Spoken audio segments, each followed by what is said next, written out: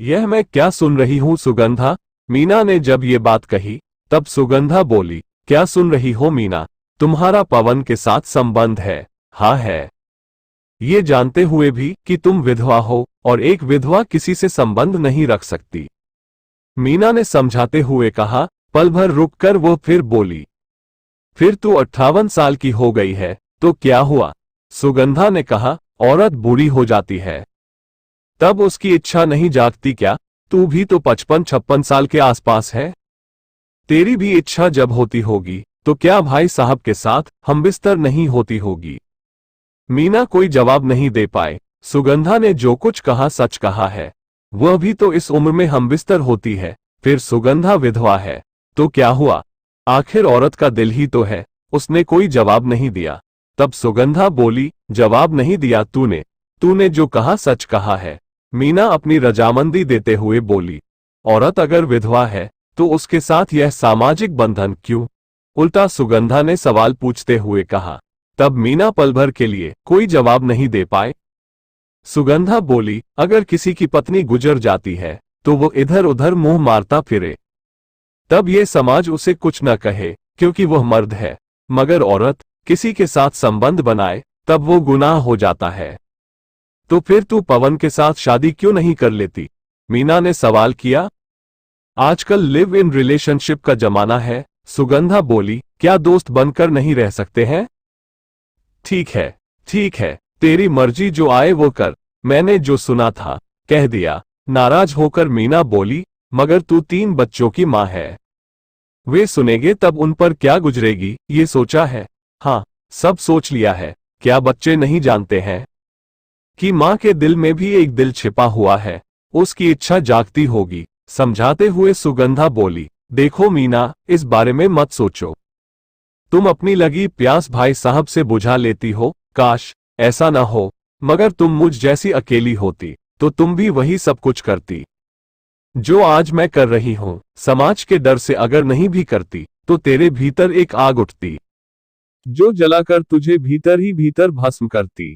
ठीक है बाबा, अब इस बारे में तुझसे कुछ नहीं पूछूंगी। तेरी मर्जी, जो आए वह कर, कहकर मीना चली गई। मीना ने जो कुछ सुगंधा के बारे में कहा है सच है। सुगंधा पवन के साथ संबंध बना लेती है, ये भी सही है कि सुगंधा 3 बच्चों की मां है। उसने तीनों की शादी कर गृहस्थी भी बसा दी है। सबसे बड़ी बेटी शीला है जिसकी शादी कोटा में हुई है।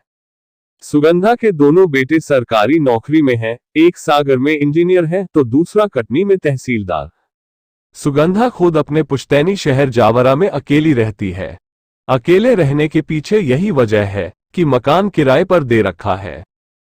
सुगंधा के दोनों बेटे कहते हैं कि अम्मा अकेली मत रहो, हमारे साथ आकर रहो। तब वो कभी कभी उनके पास चली जाती है। महीने 2 महीने तक जिस बेटे के पास रहना होता है रह लेती है, मगर रहते रहते यह एहसास हो जाता है कि उसके रहने से वहां उनकी आजादी में बाधा आ रही है। तब वह वापस पुश्तैनी शहर में आ जाती है। यहां बड़ा सा मकान है सुगंधा का, जिसके 2 हिस्से किराए पर दे रखे हैं। एक हिस्से में वो खुद रहती है, पति की पेंशन भी मिलती है। उसके पति शैलेंद्र तहसील दफ्तर में बड़े बाबू थे। रिटायरमेंट के साल भर के भीतर उनका दिल की धड़कन रुकने से देहांत हो गया। आज 3 साल से ज्यादा समय बीत गया है, तब से वो खुद को अकेली महसूस कर रही है। अभी उसके हाथ पैर चल रहे हैं, सामाजिक जिम्मेदारी भी वह निभाती है। जब हाथ पैर चलने बंद होंगे तब वो अपने बेटों के यहां रहने चली जाएगी। फिर किराएदारों से किराया भी समय पर वसूलना पड़ता है, इसलिए उसका यहां रहना भी जरूरी है। ज्यादातर सुगंधा अकेली रहती है, मगर जब गर्मी की छुट्टियां होती हैं तो बेटी बेटों के बच्चे आ जाते हैं। पूरा सूना घर कोलाहल से भर जाता है। अकेले में दिन तो बीत जाता है, मगर रात में घर खाने को दौड़ता है तब बेचैनी और बढ़ जाती है। तब आंखों से नींद गायब हो जाती है। ऐसे में शैलेंद्र के साथ गुजारी रातें उसके सामने चलचित्र की तरह आ जाते हैं। मगर जब से वह विधवा हुई है, शैलेंद्र की याद और उनके साथ बिताए गए पल उसे सोने नहीं देते। पवन सुगंधा का किराएदार है, वो अकेला रहता है। वो पॉलिटेक्निक में सिविल मैकेनिक पद पर है। उसकी उम्र 56 साल के आसपास है। उसकी पत्नी गुजर गई है। वो अकेला ही रहता है। उसके दोनों बेटे सरकारी नौकरी करते हैं और उज्जैन में रहते हैं। दोनों की शादी करके उनका घर बसा दिया है। रिटायरमेंट में 6 साल बचे हैं। वो किराए का मकान तलाशने आया था।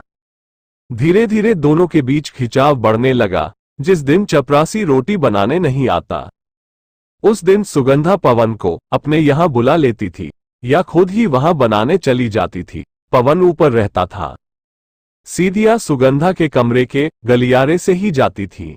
आने जाने के बीच कई बार उनकी नजरें मिलती थी।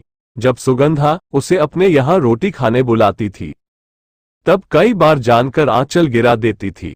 ब्लाउज से जब उभार दिखते थे, तब पवन देर तक देखता रहता था। वो आंचल से नहीं ढकती थी। अब सुगंधा 58 साल की विधवा है, मगर फिर भी टेलीविजन पर अनचाहे सीन देखती है। उसके भीतर भी जोश पैदा होता है। जोश कभी कभी इतना ज्यादा हो जाता है कि वो छटपटा कर रह जाती है। एक दिन सुगंधा ने पवन को अपने यहां खाना खाने के लिए बुलाया। उसे खाना परोस रही थी और कामुक निगाहों से देखती भी जा रही थी।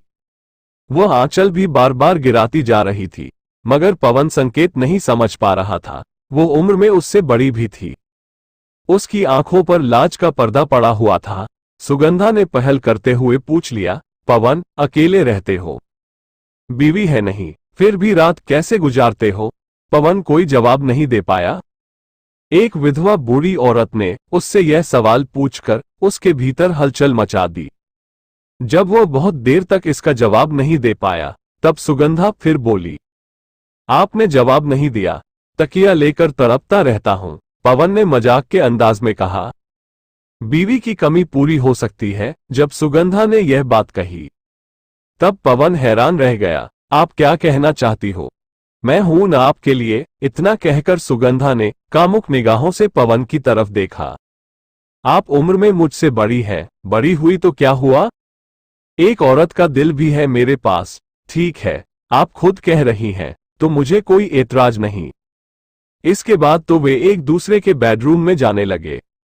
जल्दी ही उनके संबंधों को लेकर शक होने लगा, मगर आज मीना ने उनके संबंधों को लेकर जो बात कही, उसे साफ साफ कहकर सुगंधा ने अपने मन की सारी हालत बता दी।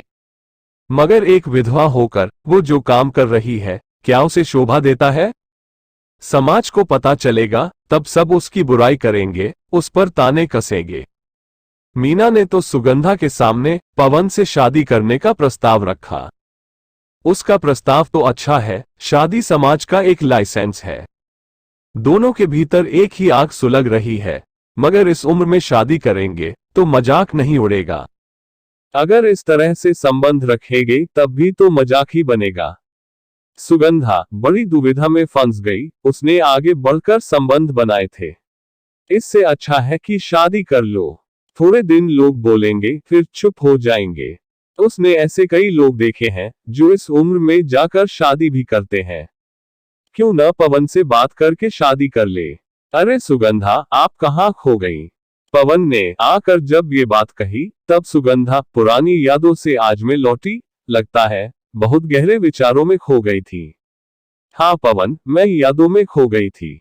लगता है पुरानी यादों से तुम परेशानी महसूस कर रही हो। हाँ, सही कहा आपने। देखो सुगंधा, यादों को भूल जाओ, वरना ये जीने नहीं देंगे। कैसे भूल जाऊं पवन? आपसे आगे रहकर जो संबंध बनाए, मैंने अच्छा नहीं किया। अपनी उदासी छिपाते हुए सुगंधा बोली। फिर पल भर रुककर वो बोली, लोग हम पर उंगली उठाएंगे, उसके पहले हमें फैसला कर लेना चाहिए। फैसला? कौन सा फैसला सुगंधा? पवन ने हैरान होकर पूछा। हमारे बीच जो संबंध है, उसे तोड़ दे या परमानेंट बना ले? मैं आपका मतलब नहीं समझा। मतलब ये कि या तो आप मकान खाली करके कहीं चले जाएं, या फिर हम शादी कर ले। सुगंधा ने जब ये प्रस्ताव रखा, तब पवन भीतर ही भीतर खुश हो गया। मगर यह संबंध कैसे होगा? वो बोला, हम शादी कर ले। ये बात तो ठीक है सुगंधा, मगर आपकी और हमारी औलादें सब घर गृहस्थी वाली हो गई है। ऐसे में शादी का फैसला नहीं हो सकता है, यही कहना चाहते हो ना?